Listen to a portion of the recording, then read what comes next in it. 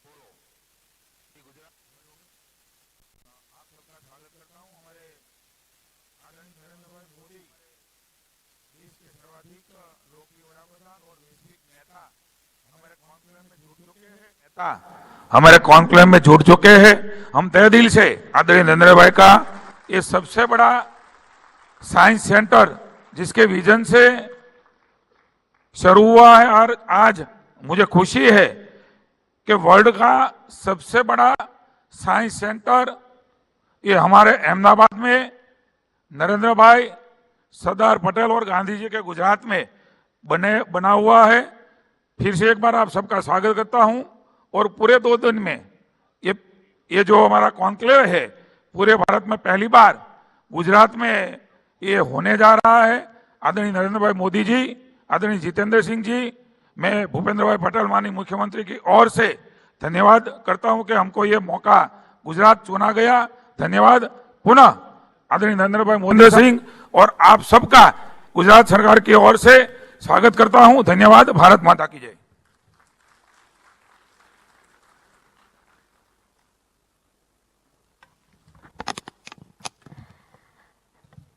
Thank you so much, sir. Moving ahead, may I now request and invite Dr.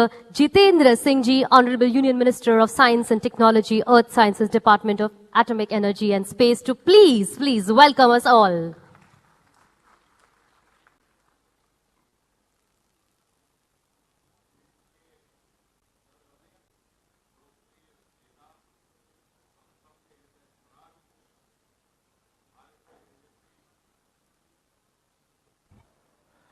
विश्व के सर्वाधिक लोकप्रिय नेता, हम सबके हृदय सम्राट, भारत के तेजस्वी प्रधानमंत्री परम आदरणीय श्री नरेंद्र मोदी जी, मुख्यमंत्री गुजरात भूपेंद्र भाई पटेल जी, गुजरात सरकार में विज्ञान एवं प्रौद्योगिकीकरण मंत्री Jitu bhai Bagani ji, principal scientific adviser to government of India professor Ashok Sood, doctor Bhatkar, secretary science and technology Bharat सरकार डॉक्टर एस चंद्रशेखर, गुजरात सरकार में मुख्य सचिव पंकज कुमार जी, भिन्न भिन्न राज्यों एवं केंद्र शासित प्रदेशों से पधारे हुए मंत्री महोदय, अधिकारीगण, लेडीज एंड जेंटलमैन, सबसे पहले तो मुझे तहे दिल से और हृदय की गहराइयों से आभार प्रकट करना है आदरणीय प्रधानमंत्री जी का। अपने बहुमूल्य समय में से कुछ एक क्षण निकाल करके उन्होंने इस 2 दिवसीय सम्मेलन का उद्घाटन कर हम सबका हौसला बढ़ाया है। हम सब जानते हैं प्रधानमंत्री जी ने निरंतर विज्ञान, नवाचार, इनोवेशन को सर्वोच्च प्राथमिकता दी है और उसका नतीजा ये है कि आज हिंदुस्तान के घर घर में टेक्नोलॉजी प्रवेश कर चुकी है। और ये इसलिए संभव हुआ प्रधानमंत्री जी कि आपने अनेकों ऐसे ऐतिहासिक निर्णय लिए जिनको लेने का शायद पिछली सरकारों में साहस ना था। ये आप ही के कार्यकाल में संभव हुआ कि अंतरिक्ष विभाग पब्लिक प्राइवेट पार्टिसिपेशन के लिए खोल दिया गया। आज वो गगनयान की तैयारी कर रहे हैं। ये आप ही के कार्यकाल में संभव हुआ कि परमाणु ऊर्जा विभाग जॉइंट वेंचर्स की अनुमति प्राप्त कर नए संस्थान खोलने में लग गया। ये आप ही के कार्यकाल में संभव हुआ कि बायोटेक्नोलॉजी विभाग ने दुनिया का सबसे पहला डीएनए वैक्सीन इजाद करके विश्व भर को उपलब्ध करवाया। ये आप ही के कार्यकाल में संभव हुआ कि पृथ्वी विज्ञान मंत्रालय ने डीप ओशन मिशन प्रारंभ करके भारत के 7,500 किलोमीटर लंबे समुद्र तट के साथ बसे सागर के भीतर की अपार संपत्ति को खोजने का काम शुरू किया। और ये भी आप ही के कार्यकाल में संभव हुआ कि मात्र 350 स्टार्टअप्स की संख्या बढ़कर के 75,000 का आंकड़ा पार कर गई और हिंदुस्तान को दुनिया के पहले 3 स्टार्टअप इकोसिस्टम्स में शुमार किया गया और आज भी यह आप ही की प्रेरणा से इस प्रकार की कॉन्फ्रेंस, इस प्रकार के सम्मेलन का आयोजन किया जा रहा है। इस 2 दिवसीय सम्मेलन अपने में अनोखा केवल इसलिए नहीं कि इसमें प्रत्येक राज्य और केंद्र शासित प्रदेश का प्रतिनिधित्व है, बल्कि इसलिए भी कि इसको एक अलग स्वरूप देने का प्रयास है। अलग अलग सत्र, थीम बेस्ड सेशंस होंगे। भारत एक बहुमुखी देश है, प्रत्येक राज्य की परिस्थिति अलग, प्रत्येक राज्य की जरूरत भी अलग। किस राज्य में किस टेक्नोलॉजी का उपयुक्तता से प्रयोग हो सकता है, उसको लेकर के केंद्र और प्रदेश मिल बैठ करके मंथन करें। एक इंटेग्रेटेड अप्रोच से, साइलोज से बाहर निकल करके एक नई कार्यशैली का पालन करते हुए ऐसा करने का प्रयास किया जाएगा और फिर इसी अनुभव को लेकर के आने वाले सालों में बारी बारी से भिन्न भिन्न राज्यों में इस प्रकार के सम्मेलन आयोजित करने का प्रयास रहेगा। साथ ही साथ इस सम्मेलन से जो निष्कर्ष अथवा कंक्लूजन्स निकलेंगे, उनके आधार पर यदि आवश्यकता हुई तो छोटी छोटी जॉइंट कमेटीज, वर्किंग कमेटीज अथवा टोलियां, समितियां फॉलोअप के लिए भी गठित की जा सकती हैं। और इसके अतिरिक्त आप ही के द्वारा अमृतकाल के आह्वान को मद्देनजर रखते हुए प्रत्येक प्रदेश में युवा वैज्ञानिक, युवा प्रतिभाओं को कैसे बढ़ावा दिया जा सके, इसको लेकर भी केंद्र और प्रदेश मिल बैठ करके योजना बनाएंगे, विचार करेंगे, ताकि अगले 25 वर्ष ये युवा अपनी पूरी ऊर्जा के साथ देश की सेवा को समर्पित हो सके और 2047 के भारत के निर्माण में, आपके सपनों के शताब्दी भारत के निर्माण में अपनी भूमिका अनुकूलता के साथ निभा सके। मुझे और कुछ नहीं कहना, हम सब मुंतजर है आपके संबोधन के लिए। एक बार पुनः बहुत बहुत धन्यवाद, बहुत बहुत शुक्रिया।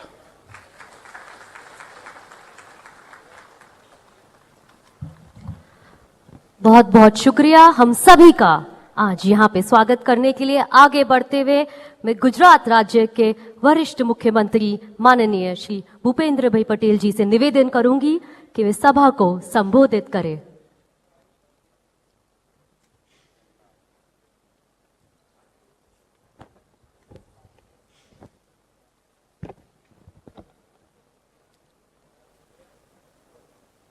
गुजरात राज्य के आर्थिक पाटनगर अहमदाबाद में आयोजित सेंटर स्टेट साइंस कॉन्क्लेव में हमारे बीच वर्चुअली माध्यम से उपस्थित आत्मनिर्भर भारत के प्रणेता एवं देश के जनप्रिय तपस्वी प्रधानमंत्री श्री नरेंद्र भाई मोदी साहब, केंद्रीय साइंस एवं टेक्नोलॉजी मंत्री श्री जितेंद्र सिंह जी, गुजरात राज्य के साइंस टेक्नोलॉजी एवं शिक्षा मंत्री श्री जीतूभाई वाघाणी जी, नीति आयोग के सदस्य श्री वी.के. सारस्वत जी, भारत सरकार के principal scientific adviser Shri doctor ए.के. सूद जी, भारत सरकार के साइंस टेक्नोलॉजी सचिव श्री डॉक्टर चंद्रशेखर, गुजरात राज्य के मुख्य सचिव श्री पंकज कुमार, सब अधिकारीगण, प्रेस मीडिया के उपस्थित सब अतिथिगण, प्रेस मीडिया जगत के सब मित्र, आप सभी को मेरा नमस्कार। Science technology and innovation vision 2047 में अग्रसर बने रहने के लिए यह सेंटर स्टेट साइंस कॉन्क्लेव का आयोजन किया गया है। आदरणीय प्रधानमंत्री श्री नरेंद्र भाई मोदी जी के मार्गदर्शन और प्रेरणा से देश में इस प्रकार की कॉन्क्लेव पहली बार आयोजित किया जा रहा है। इस कॉन्क्लेव में science and technology, climate change, water, energy, digital health infrastructure, agriculture और अन्य विषयों पर चर्चा करने के लिए केंद्र और राज्य सरकार के मंत्री एवं उच्च अधिकारी एक मंच पर एकत्रित हुए हैं। हमारे माननीय प्रधानमंत्री श्री नरेंद्र भाई मोदी जी ने आजादी के अमृत काल में भारत को एक विकसित राष्ट्र बनाने का महत्वाकांक्षी लक्ष्य रखा है। इस सपने को साकार करने के लिए यह जरूरी है कि हम राष्ट्र के विकास के लिए साइंस एंड टेक्नोलॉजी आधारित होलिस्टिक अप्रोच अपनाएं। यह हमारे लिए हर्ष की बात के यह कॉन्क्लेव गुजरात साइंस सिटी में आयोजित किया जा रहा है। गुजरात साइंस सिटी माननीय प्रधानमंत्री जी का एक ड्रीम प्रोजेक्ट है और विश्व स्तर के सर्वश्रेष्ठ साइंस पार्कों में से एक है। गुजरात सरकार द्वारा साइंस सिटी के माध्यम से समाज को विज्ञान से जोड़ने का कार्य किया जा रहा है। हमारी सरकार विज्ञान विषय के प्रसार और लोकप्रियता के लिए कई साहसिक कदम उठा रही है। जुलाई 2021 में साइंस सिटी के इस परिसर में नई एक्वाटिक गैलरी, रोबोटिक गैलरी और नेचर पार्क का उद्घाटन माननीय प्रधानमंत्री श्री नरेंद्र भाई मोदी जी के कर कमलों से किया गया है। इन नए आकर्षणों के आरंभ के बाद एक वर्ष में लगभग 12 लाख से अधिक लोगों ने साइंस सिटी की मुलाकात ली है। माननीय प्रधानमंत्री जी के विजन को साकार करने के लिए राज्य में साइंस एंड टेक्नोलॉजी को बढ़ावा देने के लिए गुजरात सरकार भारी निवेश कर रही है। माननीय प्रधानमंत्री जी के इस ड्रीम प्रोजेक्ट साइंस सिटी में लगातार नई नई एक्टिविटीज और आकर्षणों को हम जोड़ रहे हैं। साइंस सिटी में एस्ट्रोनॉमी और स्पेस साइंस गैलरी तथा human and biological science gallery सहित नई गैलरियों का विकसित कर रहे हैं। विज्ञान की लोकप्रियता और जनसंचार केवल अब अहमदाबाद के इस साइंस सिटी तक सीमित नहीं है। पिछले ही महीने 28 अगस्त को माननीय प्रधानमंत्री जी ने भुज में रीजनल साइंस सेंटर का शुभारंभ किया है। यह सेंटर इस सीमा के क्षेत्र के विद्यार्थी, शिक्षकों और आम जनता को विज्ञान के प्रति जागरूक बनाएगा। इसके अलावा राजकोट और भावनगर में भी रीजनल साइंस सेंटर तैयार किया जा रहा है। आदरणीय प्रधानमंत्री श्री नरेंद्र भाई मोदी की प्रेरणा से गुजरात पॉलिसी ड्रिवन स्टेट के रूप में उभरा है। हमने IT and ITs policy, semiconductor policy, biotechnological policy, drone policy जैसी पहल भी की है। हमने यूनिवर्सिटी ऑफ एडबर्न के साथ मिलकर गुजरात बायोटेक्नोलॉजी यूनिवर्सिटी की स्थापना की है। गुजरात बायोटेक्नोलॉजी का रिसर्च सेंटर बायोटेक्नोलॉजी और बायो इंफॉर्मेशन क्षेत्र में भी रिसर्च एंड डेवलपमेंट में सराहनीय कार्य कर रहा है। सिस्मिक साइंस पर सबसे उन्नत एडवांस रिसर्च करने के लिए राज्य सरकार द्वारा इंस्टीट्यूट ऑफ सिस्मोलॉजिकल रिसर्च की भी स्थापना की गई है। माननीय प्रधानमंत्री श्री नरेंद्र भाई मोदी जी के नेतृत्व में गुजरात की हमारी सरकार युवा पीढ़ी के लिए राज्य में ज्ञान आधारित साइंस एंड टेक्नोलॉजी इकोसिस्टम का निर्माण कर रही है। साथ ही हमारी डबल इंजन सरकार में एम्प्लॉयमेंट जनरेशन एंड इनोवेशन को भी प्रोत्साहन दिया जा रहा है। मुझे ये बताते हुए गर्व हो रहा है कि भारत के स्टार्टअप रैंकिंग में गुजरात पिछले 3 सालों से लगातार प्रथम नंबर पर रहा है। Gujarat science and technology sector में देश का रोल मॉडल बनने कृत संकल्प है। फिर एक बार आप सभी का गुजरात में स्वागत करते हुए आशा करता हूं यह कॉन्क्लेव राज्य और राष्ट्र के सर्वांगी विकास के लिए हमें प्रेरित करेगा। धन्यवाद। भारत माता की जय। वंदे मातरम। जय जय गरवी गुजरात।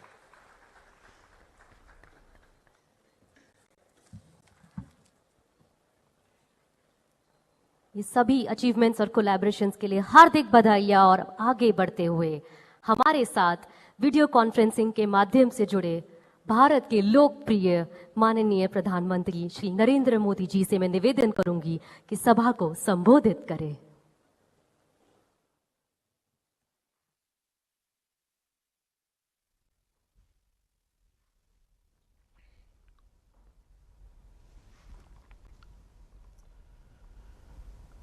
गुजरात के लोकप्रिय मुख्यमंत्री श्री भूपेंद्र भाई पटेल, केंद्रीय मंत्रिमंडल में मेरे साथी डॉक्टर जितेंद्र सिंह जी, विभिन्न राज्य सरकारों के मंत्रीगण, स्टार्टअप की दुनिया से जुड़े सभी साथियों, विद्यार्थी मित्र, अन्य महानुभाव, देवी और सज्जनों, सेंटर स्टेट साइंस कॉन्क्लेव इस महत्वपूर्ण समारोह में मैं आप सबका स्वागत भी करता हूं, अभिनंदन भी करता हूं। आज के नए भारत में सबका प्रयास की जिस भावना को लेकर हम चल रहे हैं, ये आयोजन उसका एक जीवंत उदाहरण है। साथियों, 21वीं सदी के भारत के विकास में विज्ञान उस ऊर्जा की तरह है जिसमें हर क्षेत्र के विकास को, हर राज्य के विकास को बहुत गति देने का सामर्थ्य है। आज जब भारत चौथी औद्योगिक क्रांति का नेतृत्व करने की तरफ बढ़ रहा है, तो उसमें भारत की साइंस और इस क्षेत्र से जुड़े लोगों की भूमिका बहुत अहम है। ऐसे में नीति निर्माताओं का, शासन प्रशासन से जुड़े हम लोगों का दायित्व और बढ़ जाता है। मुझे उम्मीद है अहमदाबाद की साइंस सिटी में हो रहा ये मंथन आपको एक नई प्रेरणा देगा, साइंस को प्रोत्साहित करने के उत्साह से भर देगा। साथियों, हमारे शास्त्रों में कहा गया है, ज्ञानम विज्ञान सहितम यद ज्ञात्वा मोक्ष से अशुभात। अर्थात ज्ञान जब विज्ञान के साथ जुड़ता है, जब ज्ञान और विज्ञान से हमारा परिचय होता है, तो संसार की सभी समस्याओं और संकटों से मुक्ति का रास्ता अपने आप खुल जाता है। समाधान का, सॉल्यूशन का, इवोल्यूशन का और इनोवेशन का आधार विज्ञान ही है। इसी प्रेरणा से आज का नया भारत जय जवान, जय किसान, जय विज्ञान के साथ ही जय अनुसंधान का आह्वान करते हुए आगे बढ़ रहा है। साथियों, बीते समय का एक अहम पक्ष है जिसकी ओर मैं आपका ध्यान दिलाना चाहता हूं। इतिहास की वो सीख केंद्र और राज्य दोनों के लिए भविष्य का मार्ग बनाने में बहुत सहायक होगी। अगर हम पिछली शताब्दी के शुरुआती दशकों को याद करें, तो पाते हैं कि दुनिया में किस तरह तबाही और त्रासदी का दौर चल रहा था। लेकिन उस दौर में भी बात चाहे ईस्ट की हो या वेस्ट की, हर जगह के साइंटिस्ट अपनी महान खोज में लगे हुए थे। पश्चिम में Einstein, Fermi, max Planck, Nils bore, Tesla, ऐसे अनेक साइंटिस्ट अपने प्रयोगों से दुनिया को चौंका रहे थे। उसी दौर में सीवी रमन, जगदीश चंद्र बोस, सत्येंद्र नाथ बोस, मेघनाथ साहा, एस चंद्रशेखर, वैसे अनगिनत वैज्ञानिक अपनी नई नई खोज सामने लेकर के आ रहे थे। इन सभी वैज्ञानिकों ने भविष्य को बेहतर बनाने के कई रास्ते खोज दिए, लेकिन ईस्ट और वेस्ट के बीच एक बड़ा अंतर ये रहा कि हमने अपने वैज्ञानिकों के काम को उतना सेलिब्रेट नहीं किया जितना किया जाना चाहिए था। इस वजह से साइंस को लेकर हमारे समाज के एक बड़े हिस्से में उदासीनता का भाव पैदा हो गया। एक बात हमें याद रखनी चाहिए कि जब हम कला को सेलिब्रेट करते हैं तो हम और नए कलाकारों को प्रेरणा भी देते हैं, पैदा भी करते हैं। जब हम खेल को सेलिब्रेट करते हैं तो हम और नए खिलाड़ियों को प्रेरित भी करते हैं, पैदा भी करते हैं। उसी तरह जब हम अपने वैज्ञानिकों की उपलब्धियों को सेलिब्रेट करते हैं तो साइंस हमारे समाज का स्वाभाविक हिस्सा बन जाती है, वो पार्ट ऑफ कल्चर बन जाती है। इसलिए आज सबसे पहला आग्रह मेरा यही है, आप सभी राज्यों से आए हुए लोग हैं, मैं आपसे आग्रह करता हूं कि हम अपने देश के वैज्ञानिकों की उपलब्धियों को जम करके सेलिब्रेट करें, उनका गौरवगान करें, उनका महिमा मंडन करें। कदम कदम पर हमारे देश के वैज्ञानिक हमें अपनी खोज के द्वारा इसका अवसर भी दे रहे हैं। आप सोचिए, आज भारत अगर कोरोना की वैक्सीन विकसित कर सका है, 200 करोड़ से ज्यादा वैक्सीन डोज लगा सका है, तो उसके पीछे हमारे वैज्ञानिकों की कितनी बड़ी ताकत है। ऐसे ही आज हर क्षेत्र में भारत के वैज्ञानिक कमाल कर रहे हैं। भारत के वैज्ञानिकों की हर छोटी बड़ी उपलब्धि को सेलिब्रेट करने से देश में साइंस के प्रति जो रुझान पैदा होगा वह इस अमृत काल में हमारी बहुत मदद करेगा। साथियों, मुझे खुशी है कि हमारी सरकार साइंस बेस्ड डेवलपमेंट की सोच के साथ आगे बढ़ रही है। 2014 के बाद से साइंस और टेक्नोलॉजी के क्षेत्र में इन्वेस्टमेंट में भी काफी वृद्धि की गई है। सरकार के प्रयासों से आज भारत ग्लोबल इनोवेशन इंडेक्स में 46वें स्थान पर है, 46।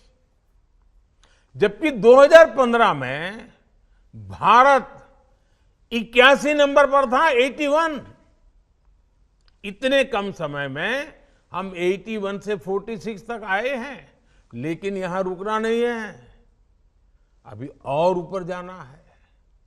आज भारत में रिकॉर्ड संख्या में पेटेंट हो रहे हैं, नए नए इनोवेशन हो रहे हैं।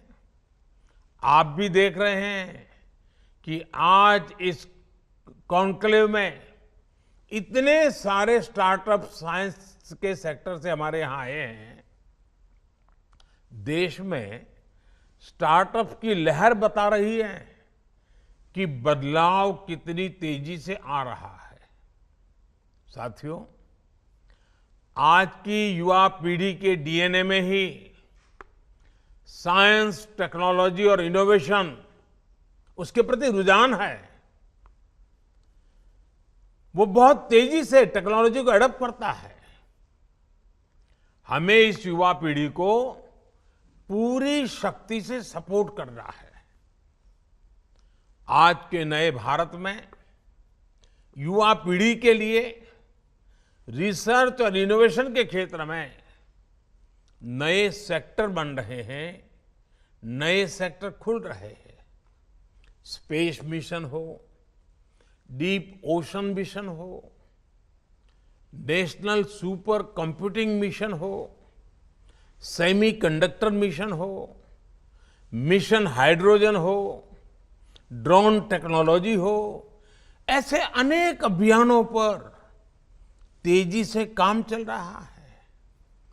नई नेशनल एजुकेशन पॉलिसी में इस बात पर खास जोर दिया गया है कि विद्यार्थी को उसकी मातृभाषा में साइंस और टेक्नोलॉजी की शिक्षा उपलब्ध हो सके।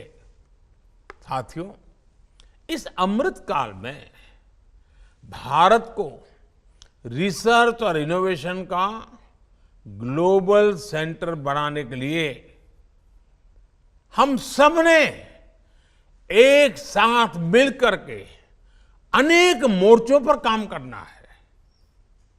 अपनी साइंस और टेक्नोलॉजी से जुड़ी रिसर्च को हमें लोकल स्तर पर लेकर जाना है। आज समय की मांग है कि हर राज्य अपनी स्थानीय समस्याओं के हिसाब से स्थानीय समाधान तैयार करने के लिए इनोवेशन पर बल दे। अब जैसे कंस्ट्रक्शन का ही उदाहरण लीजिए। जो टेक्नोलॉजी हिमालय के क्षेत्रों में उपयुक्त है, वो जरूरी नहीं है कि पश्चिमी घाट में भी उतनी ही प्रभावी हो। रेगिस्तान की अपनी चुनौतियां हैं, तो तटीय इलाकों की अपनी समस्याएं हैं। इसलिए आज हम अफोर्डेबल हाउसिंग के लिए भी लाइट हाउस प्रोजेक्ट पर काम कर रहे हैं, जिनमें कई तकनीकों का उपयोग हो रहा है, उसको आजमाया जा रहा है। इसी प्रकार क्लाइमेट रेजिलियंस क्रॉप्स, उसको लेकर भी जितना लोकल होंगे उतने ही बेहतर समाधान दे पाएंगे। हमारे शहरों से निकलने वाला जो वेस्ट प्रोडक्ट है, उसकी रिसाइकलिंग में, सर्कुलर इकोनॉमी में भी साइंस की बड़ी भूमिका है। ऐसी हर चुनौती से निपटने के लिए ये आवश्यक है कि हर राज्य साइंस, इनोवेशन और टेक्नोलॉजी से जुड़ी आधुनिक पॉलिसी का निर्माण करे, उस पर अमल करे। साथियों, सरकार के तौर पर हमें अपने साइंटिस्ट के साथ ज्यादा से ज्यादा कोऑपरेट और कोलैबोरेट करना होगा। इसी से देश में साइंटिफिक मॉडर्निटी का माहौल बढ़ेगा। इनोवेशन को प्रोत्साहित करने के लिए राज्य सरकारों को ज्यादा से ज्यादा वैज्ञानिक संस्थानों के निर्माण पर और प्रक्रियाओं को सरल करने पर बल देना चाहिए। राज्यों में जो उच्च शिक्षा के संस्थान है, उनमें इनोवेशन लैब्स की संख्या भी बढ़ाई जानी चाहिए। आजकल हाइपर स्पेशलाइजेशन का दौर चल रहा है। राज्यों में अंतर्राष्ट्रीय स्तर की स्पेशलिस्ट लेबोरेटरीज की स्थापना की जा रही है। उसकी आवश्यकता भी बहुत है। इसमें केंद्र के स्तर पर, राष्ट्रीय संस्थानों के एक्सपर्टाइज के स्तर पर राज्यों ही हर तरह से मदद के लिए हमारी सरकार तत्पर है। स्कूलों में साइंस की आधुनिक लैब्स के साथ साथ अटल टिंकरिंग लैब्स के निर्माण के अभियान को भी हमें तेज करना है। साथियों, राज्यों में राष्ट्रीय स्तर के अनेक वैज्ञानिक संस्थान होते हैं, नेशनल लेबोरेटरीज भी होती हैं। इनमें के सामर्थ्य का लाभ, इनकी एक्सपर्टाइज का पूरा लाभ भी राज्यों को उठाना चाहिए।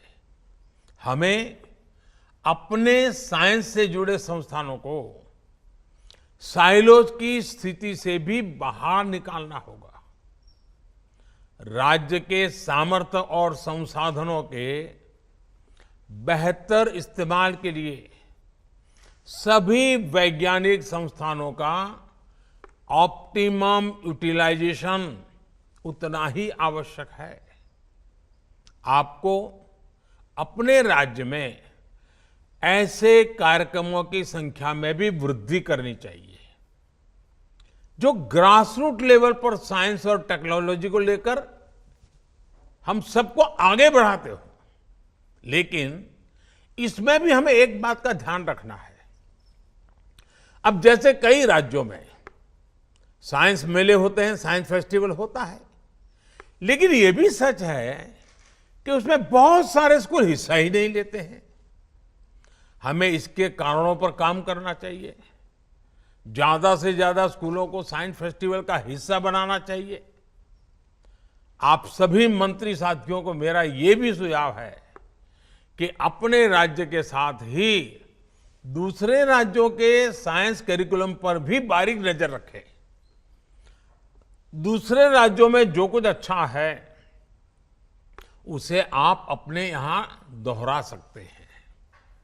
देश में साइंस को बढ़ावा देने के लिए हर राज्य में साइंस और टेक्नोलॉजी से जुड़े इंफ्रास्ट्रक्चर का निर्माण भी उतना ही आवश्यक है। साथियों, भारत का रिसर्च और इनोवेशन इकोसिस्टम दुनिया में श्रेष्ठ हो, अमृत काल में हमें इसके लिए पूरी ईमानदारी के साथ जुटना है। इस दिशा में ये कॉन्क्लेव सार्थक और समयबद्ध समाधानों के साथ सामने आएगी।